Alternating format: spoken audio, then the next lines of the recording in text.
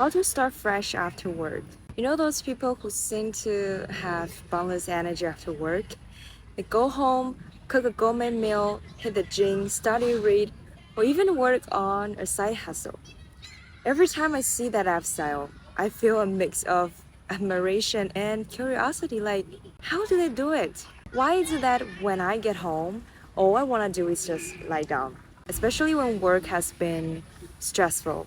All I want is some quick dopamine hits from food or my phone to satisfy my craving for relaxation and entertainment. I get some insights from this book. Most of us divide the week into two distinct categories: work days and weekends. As a result, our work days revolve around two things: going to work and waiting for the weekend when we don't have to work. This mindset leaves us feeling like we don't really have free time, even though we often have a few hours to ourselves after work.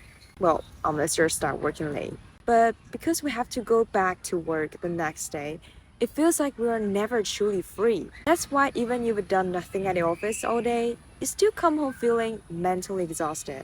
The problem is that we tend to treat each day as one big unbreakable block. Work days means days we have to work, and weekends means days we don't have to work.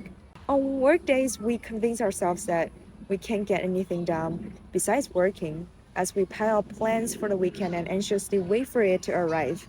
But the truth is, a day has 24 hours, and not all of these hours are consumed by work. Similarly, weekends aren't entirely about relaxation either.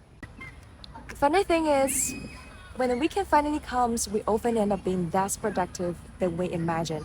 When you have too much free time, it's easy to lose focus. You actually need more self-discipline to use that free time effectively. Then the weekend flies by and you realize you haven't accomplished anything. You feel stressed and regretful as Monday rolls around, kicking off another 5 days of waiting for the weekend. This cycle makes us feel like we've completely lost our freedom and can't get anything done. Sounds familiar, right? In a way, we are not that different from students who set ambitious plans before a holiday, only to find themselves doing nothing and feeling empty as the break comes to an end. So how do we break out of this cycle? The key is to stop thinking about time in big chunks like days. Instead, treat time as a continuous flow and focus on specific moments. For example, when I'm working out, when I'm reading before bed, or when I'm video chatting with family. What you choose to do after work is important as well, and it varies from person to person. There's a big difference between tasks that drain your energy and activities that recharge you. Some people might not understand how others still have energy for self-improvement after work, but maybe those people are doing things they genuinely love, which don't feel tiring at all. Those activities might even fill them. So when it comes to starting fresh after work, don't just follow the crowd. Find the activities that truly recharge and satisfy you. That's how to start fresh from work.